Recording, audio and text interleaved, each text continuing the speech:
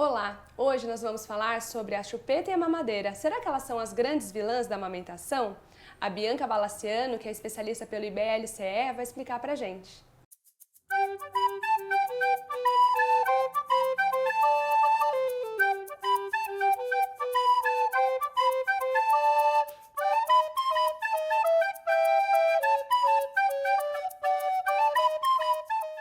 Bianca, então, a chupeta e a mamadeira são as grandes vilãs da amamentação? Elas prejudicam muito a mãe que quer amamentar por um longo período, no início da amamentação? Como que é essa questão? Isso vai depender de uma série de fatores, mas via de regra elas prejudicam bastante a amamentação e quanto mais precocemente introduzidas, mais podem levar a um desmame precoce. Isso por uma série de fatores, né? Então, quer dizer, a mamadeira, ela apresenta um bico diferente para o bebê, a maneira como ele ordenha a mamadeira é completamente diferente do seio, além disso é uma textura diferente e além disso a questão do fluxo, né?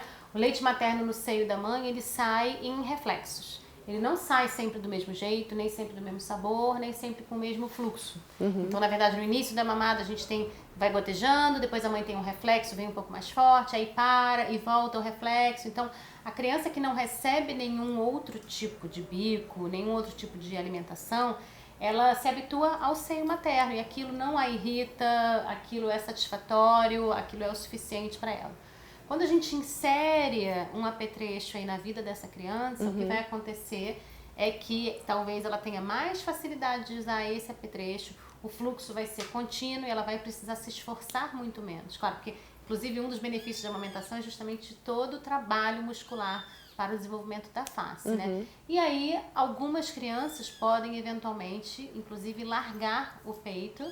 Às vezes não é nem de cara, às vezes não é nem no primeiro momento e a mãe fica pensando que, viu, a mamadeira não me atrapalhou. Ou eu não tinha mais leite mesmo, né? Algumas coisas assim. E aí ela fica, mas a criança eventualmente pode desmamar em função do uso da mamadeira por conta dessa confusão. E a chupeta, claro, ela imprime um padrão diferente de sucção para o bebê, então também atrapalha o aprendizado de posicionamento da língua, de sucção de ordenha. E mais do que isso, a chupeta ela tira o bebê do seio, né? Sim. Então, quer dizer, com a entrada da chupeta, esse bebê já não está mais em livre demanda, ele já estimula menos o seio, eventualmente pode atrapalhar o ganho de peso.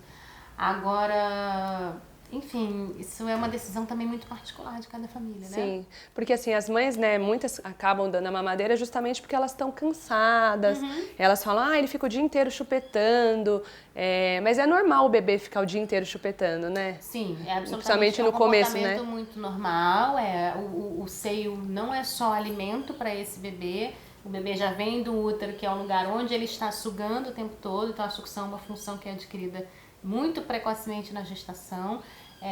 O bebê tem um prazer associado à sucção. O colo da mãe é o que ele conhece como sendo o lugar dele, né? A proximidade, o cheiro, o calor, o batimento cardíaco.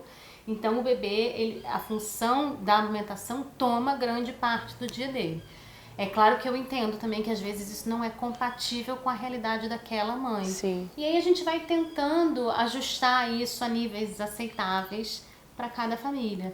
Eu costumo indicar muito o carregador de bebês, né, o uso do sling, a cama compartilhada com ajuda as muito de segurança, né, amamentar deitada. Sim. Em momentos de muita tensão, a gente pode tentar balançar um pouquinho o bebê com o dedinho higienizado e tudo dentro da boca do bebê, ele suga um pouquinho e às vezes relaxa, né? Se a mãe não pode oferecer a mama naquela hora ou se essa demanda está sendo exaustiva para a mãe. E claro, nos casos que ela precisa oferecer algum tipo de leite, seja dela ou seja fórmula complementar para esse bebê, a gente pode tentar o recurso também do copinho ou outros para que a gente não precise usar a mamadeira e que isso não atrapalhe a história de amamentação. Assim, tem muita mãe que fala, eu sempre dei mamadeira, meu filho mamou até 2 anos, ou dei chupeta, mas cada história é uma história, né? É importante as mães saberem que existe esse risco, né? Claro. Antes de comprar, porque é uma coisa assim, no enxoval já compra trocentos tipos de mamadeira, trocentos tipos de chupeta, e aí tem o mercado diz, né, que tem chupetas, mamadeiras que imitam o seio materno, então tem que ter muito cuidado com isso, né? Tem que ter cuidado, tem que ter critério. Se a gente tem em casa, num momento de desespero, A gente fica vai mais dar. suscetível a usar, exatamente, né? Entender que não é só uma questão anatômica, a questão da mamadeira é uma questão da confusão de fluxo. Inclusive isso é mais importante até do que a própria anatomia, né, do seio. Então, mesmo que a mamadeira pareça muito igualzinho ao seio materno, o fluxo nunca vai ser igual, o posicionamento de língua nunca vai ser igual, e isso pode atrapalhar o aprendizado da criança. Talvez tenham crianças que aceitem esses 2 tipos de alimentação e mantenham. Pode ser, eu nunca vou saber também se aquela criança não teria desmamado se ela nunca tivesse usado a mamadeira, o que provavelmente pode acontecer.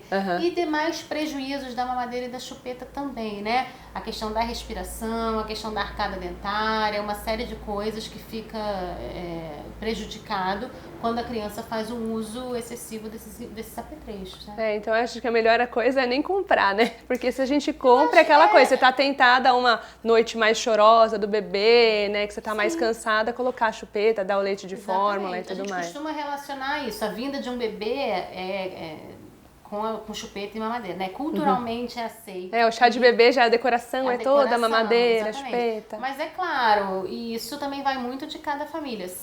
O que é preciso saber é isso, um bebê, ele pode viver sem mamadeira e sem chupeta. Pode, isso existe. Não é nada... Muitas mães fazem, né? Muitas mães fazem, pode ser a realidade da sua família também.